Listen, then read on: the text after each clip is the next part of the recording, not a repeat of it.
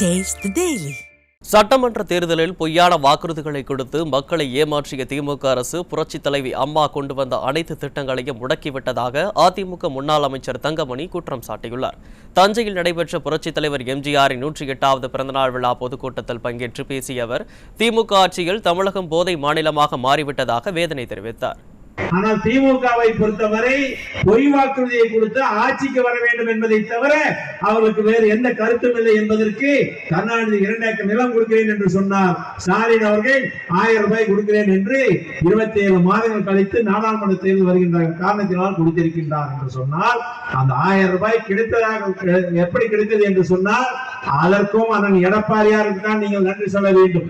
ஒவ்வொரு காலகட்டத்திலும் சட்டமன்றத்திலும் சரி ஒவ்வொரு மாவட்ட தலைநகரிலும் இந்த திட்டத்தை நிறைவேற்ற வேண்டும் என்று போராட்டம் நடத்தியதன் வாயிலாகத்தான் அந்த 1000 ரூபாய் கொடுத்தார்களே ஒழிய அதுவும் முழுமையாக கொடுக்கப்படவில்லை. நாங்கள் எல்லாம் இருக்கின்ற 10 ஆண்டு காலம் எந்த வரியும் உயர்த்தவில்லை, எந்த மின்கட்டணம் உயர்த்தவில்லை, சொத்து வரியும் உயர்த்தவில்லை. ஆனால் அத்தனை அடிப்படை வசதிகளையும் நாங்கள் நிறைவேற்றி கொடுத்திருக்கின்றோம். அண்ணன் எடப்பாடியார் அவர்கள் அத்தனையும் நிறைவேற்றி கொடுத்திருக்கின்றார். ஆனால் இவ்வளவு கட்டணத்தை உயர்த்தி இன்றைய தினம் அவர்கள் ஏதாவது ஒரு சாலை வசதி செய்து கொடுத்திருக்கின்றார்களா, குடிநீர் வசதி செய்து கொடுத்திருக்கின்றார்களா என்பதை தயவு செய்து நீங்கள் சிந்தித்து பார்க்க வேண்டும். மரியாதைக்குரிய அண்ணன் காமராஜ் அவர்கள் சொன்னார்கள் போதை மாநிலம். எப்பொழுதெல்லாம் திமுக ஆட்சிக்கு வருகின்றதோ கருணாநிதி அவர்கள் வந்த போது சாராய கடையை தெரிந்து விட்டார். அந்த தினம் இளைஞர்கள் எல்லாம் குடியாராக அந்த ஆட்சியிலே ஆக்கப்பட்டார்கள். இன்று அவருடைய மகளுடைய ஆட்சியிலே பார்த்தீர்கள் என்று சொன்னால் போதை நிறைந்த மாநிலமாக உருவாகிவிட்டது. இந்தியாவிலேயே தமிழ்நாடுதான் போதை பொருள் அதிகமாக விற்கின்ற மாநிலம் என்ற பெயர் எடுத்திருக்கின்ற அளவுக்கு இன்றைய தினம் அந்த ஆட்சியாளர்கள் வைத்திருக்கின்றார்.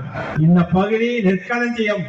இந்த பகுதியில தான் நமக்கு தமிழகம் முழுவதும் வயிற்றுக்கு சாப்பாடு கொடுக்கின்ற பகுதியாக டெல்டா மாவட்டம் இருக்கின்றது.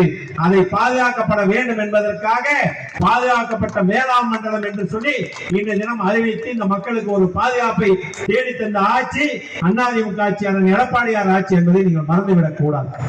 அதே போல காவேரியிலே தண்ணீர் வந்தால் தான் இந்த பகுதியுடைய எதிர்காலமே. காவேரியிலே தண்ணீர் இல்லை என்று சொன்னால் இந்த 3-4 மாவட்டங்களுக்கு வேலையே இல்லை என்ற நிலைமை உருவாகிற்றது. அதை அம்மா அவர்கள் உணர்ந்துதான் உச்ச நீதிமன்றத்திலே வழக்கை போட்டு அந்த காவேரியில் நமக்கு தர வேண்டிய தண்ணீருடைய பங்கை பெற்று தந்த தாய். அதனால்தான் அண்ணன் அவர்கள் தலைமையில் இங்கே பாராட்டு விழா நடத்தி காவேரி தாய் என்று பட்டம் கொடுத்தார்கள் என்று சொன்னால் அதிமுக ஆட்சியில் மட்டும்தான் இந்த டெல்டா மாவட்ட மக்களுக்கு தேவையானவற்றை செய்திருக்கின்றோம். டெல்டா மாவட்டம் என்று சொல்லுகின்றவர்கள் இந்த மக்களை மறந்து விட்டார்கள் என்பதை நீங்கள் சிந்தித்து பார்க்க வேண்டும்.